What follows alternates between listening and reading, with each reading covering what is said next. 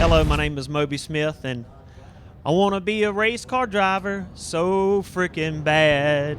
Drive all of the cars I never have. I want to be on the cover of National Dragster, smiling next to John Force and the Queen. What up, Ashley? 'Cause every time I close my eyes, I see those staging beam lights. A different city every month, I swear.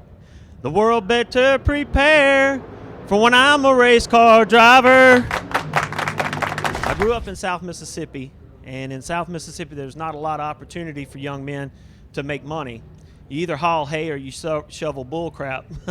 And I'm not much of a farm boy, so I always tinkered with cars. The first time I ever raced, I won $5. Then the next time I won a race, it was for $100. And progressively, the jackpots were getting more and more. It was getting to where I was making as much money on the side street racing as I was at my day job.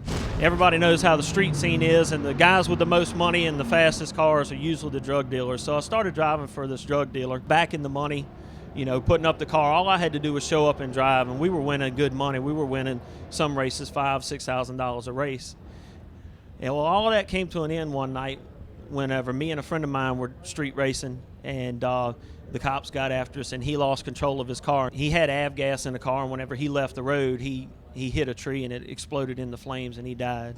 At Kevin's funeral, the hardest thing I ever had to do was look his uncle in the eye. And he's like, man, he said, I just need to know who was winning that race, who won the race. I said, Chris, you know, I won the race. And I tell everybody that's the hardest race I ever won in my life. Later in the funeral, his grandmother come up to me and she asked me not to let Kevin's death be in vain. She made me promise her that I'd never street race again, and to this day I've kept my word. I started heads up racing back in '98 on the Fun Forward circuit, but as everybody knows, it takes a lot of money and a lot of time and effort to compete. That's just money I don't have. I have a wife and 3 children now, a house note. So I'm looking to try and make this happen so that I can continue heads up racing and don't have to go back to the street racing.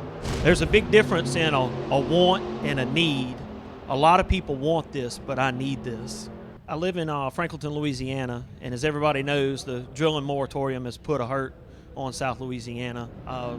Don't have a job. I work in the oil field industry, and there are no jobs available right now.